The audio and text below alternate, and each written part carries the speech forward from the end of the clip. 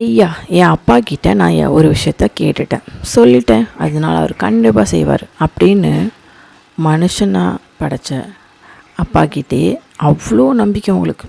ஆனால் ஒரு கோயிலாகட்டும், ஒரு வீட்டிலே நீங்கள் கும்பிட்றதாகட்டும், அவர்கிட்ட சொன்னதுக்கப்புறம் அது நடக்குமா நடக்காதா அப்படிங்கிற கொஷின் மார்க் எப்போவுமே உங்கள் மண்டையில் ஓடிட்டுருக்கு. ஏன் அப்படி? நீங்கள் அவர்கிட்ட சொல்லிட்டீங்க அப்படின்னாலே அவர் அதை கேட்டுட்டாருன்னு தான் அர்த்தம். ஒரு நாள் நீங்களே எதிர்பார்க்காதப்போ கண்டிப்பாக அது உங்கள் முன்னாடியே நடக்கும். கொஞ்சம் டிலே ஆகலாம், மற்றபடி கிடைக்கவே கிடைக்காது, நடக்கவே நடக்காதுன்னு ஒரு விஷயம் கிடையவே கிடையாது. எப்போ நடக்காதுங்கிறதுக்கும் உங்களுக்கே தெரியும். ஒரு விஷயம் அது கெட்டதாக இருந்து உங்கள் லைஃப்பை அதை ஸ்பாயில் பண்ண போகுது அப்படிங்கிற பட்சத்தில் நீங்கள் எவ்வளோ உருண்டாலும் பிறண்டாலும் சரி, கடவுளாக இருக்கிற அப்பா மட்டும் இல்லை, நிஜ அப்பா கூட உங்களுக்கு கொடுக்க மாட்டாங்க. அது உங்களுக்கே தெரியும். ஸோ கிடைக்காம ஒரு விஷயம் உங்களை விட்டு தள்ளி போகுதுன்னா அதுக்கு அர்த்தம் அது உங்கள் கூட இருக்கிறதுக்கு ஒருத்தர் இல்லை, அவ்வளோதான்.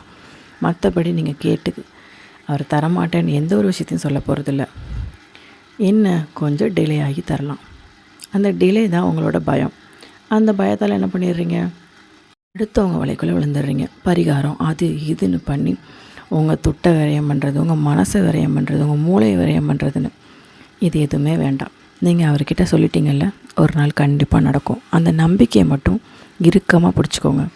அதுதான் உங்கள் பக்தியோட முழு வெளிப்பாடு. இது உங்களுக்கு புரிஞ்சிருக்கும் அப்படின்னா நிச்சயமாக பக்தினா என்னென்னு உங்களுக்கு கண்டிப்பாக புரிஞ்சிருக்கும். தேங்க்யூ.